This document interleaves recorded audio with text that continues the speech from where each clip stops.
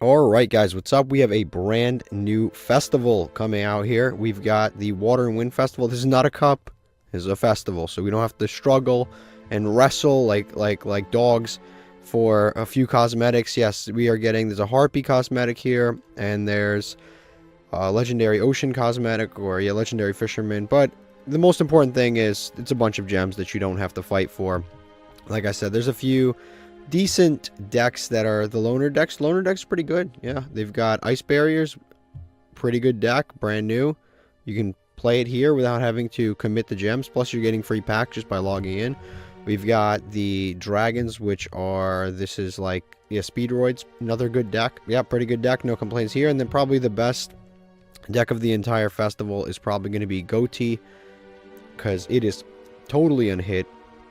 Completely unhit. Very, very strong deck. This is a White Aura plus Ghoti. 2 Synchro decks fused into one. Extremely good deck. Yeah, very, very good deck. But let me go show you the decks that I have intended for you guys. But before we get to that, would you like to make your Master Duel experience a whole lot better? Are you ready to take your Yu-Gi-Oh! Master Duel Play experience to a new level? The Untapped GG Companion is here for you. Use the deck tracker to know exactly what cards you have in your deck, and to go over any cards you aren't familiar with yet by hovering over them. It instantly updates when you draw a card, and automatically hides if you check your extra deck or graveyard. This is the perfect tool to help you master a new deck. The Untapped GG Companion also lets you import decks directly into the game in seconds. Copy any YDK or YDKE deck string, create a new deck in-game, click the Start Auto Import button, and let us take the wheel. Once the duel is over, check your win rate on your personal stats page. Brag among your friends and share your decks so they can import them into the game too. Start your path to master today by downloading the Untapped GG Companion at ygom.untapped.gg.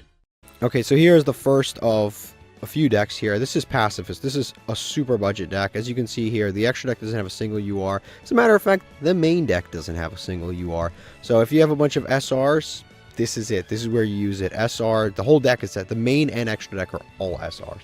It's a super duper cheap deck, but basically it all revolves around a field spell called Pacifist.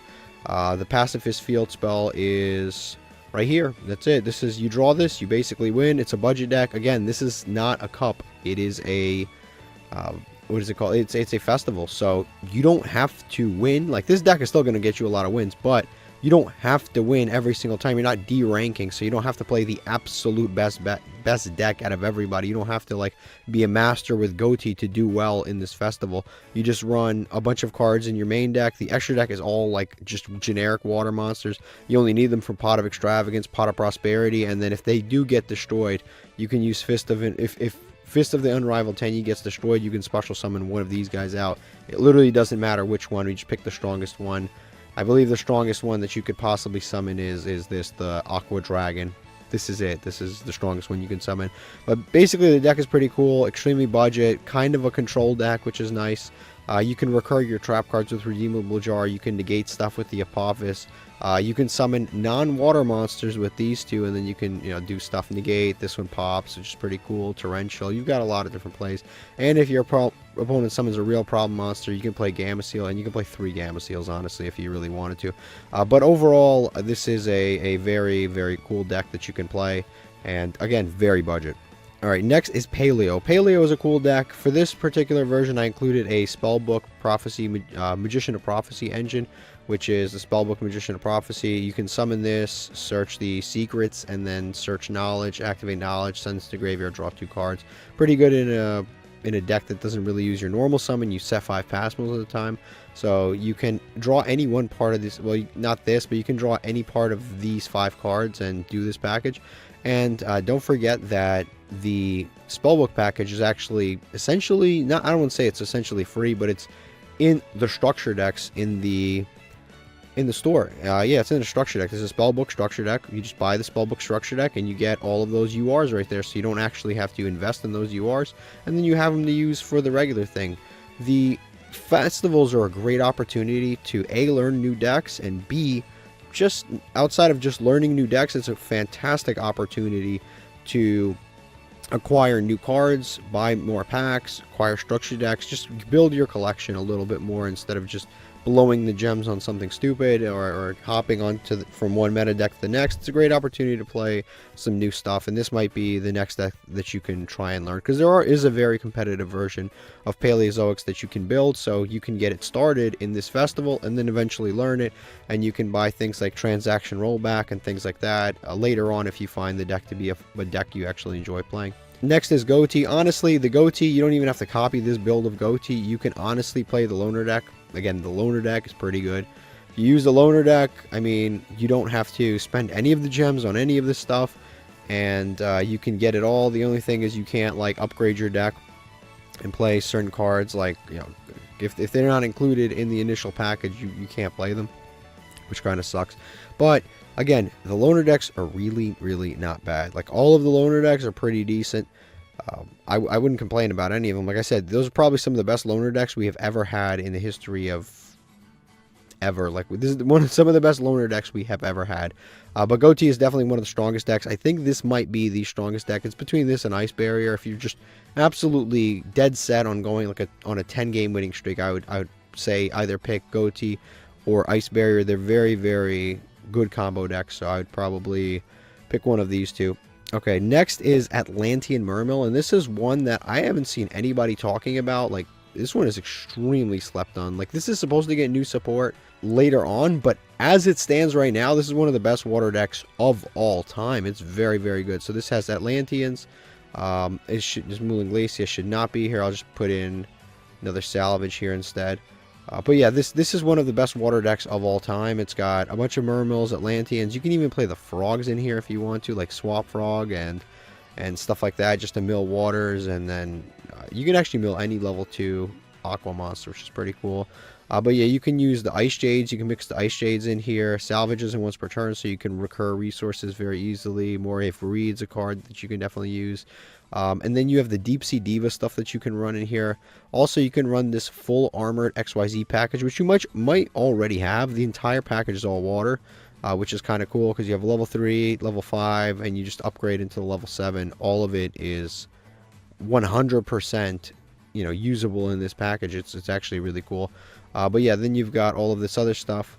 You can do synchro plays, you can do Xseed plays, you can do link plays. The deck is extremely versatile, and it can actually do quite a bit against most opponents. So very cool deck. Atlantis is another thing you can summon. Yeah, very, very cool deck, very slept on. Again, there's so many different builds that you can make of this. This isn't like the most optimized, perfect build that you can find, but this deck definitely has a ton of different builds that you can utilize. This is just one of them. All right, next here is Majespecter, but this is, in this particular case, it's a Majespecter Speedroid deck, so I just kind of wanted to mix two different archetypes here, but both of them, both pure and separately, are playable. You can build a Speedroid deck. They do have a Speedroid Loner. Also, you can build a Majespecter deck. Majespecter is all win monsters. The entire archetype cannot be targeted or destroyed by card effect, and the support is actually quite recent. It was only a few months old. Most of it's here. Majesty's Pegasus, the field spell, it is very expensive to acquire in real life, but here it's only a rare, which is kind of nice. So yeah, very cool deck. There's a lot of different tech choices that you can play. Again, none of the cards can be destroyed or targeted by your opponent's card effects, and generally it's going to be pretty good. And having the synchro engine in here gives you kind of like access to all of these cool synchro monsters. So because the problem with Majespecter, sometimes they can struggle to get some boss monsters going, but with some of these tuners in here, you can get into some of the larger synchro monsters like Crystal Wing, and you can definitely kick your opponent around, which is kind of cool. But again, you can play either of these decks pure and it'll be just fine. You do not have to mix them. They are both very, very excellent options for this kind of festival. You can choose one or the other. All right, so the last deck that I'm going to be showing you guys is Rikka. Rikka is one of the best budget decks in the game. Now it's a little bit less budget because your extra deck options are limited, but you can definitely switch some of these out for like link monsters, like generic water link monsters. So what's cool about Rikka is it's a plant deck, but even though it's a plant deck, it's actually a generic, like a water deck. It's a water plant deck, which is really nice. It basically plays similarly to Lair of Darkness, but with plants. So basically this field spell lets you tribute your opponent's monsters for the activation of your cards, which is really awesome. And then you basically tribute your opponent's monsters and get additional effects, which is cool. The extra deck basically allows you to link climb, and your boss monster is the Rikka Queen. She's very, very good. She, again, lets you tribute your opponent's monsters, which is kind of nice. Yeah, great, awesome effects. Very nice control deck that you can play. You can definitely make some swaps into this deck and take out some of these extras of the monsters and replace them with more consistency cards.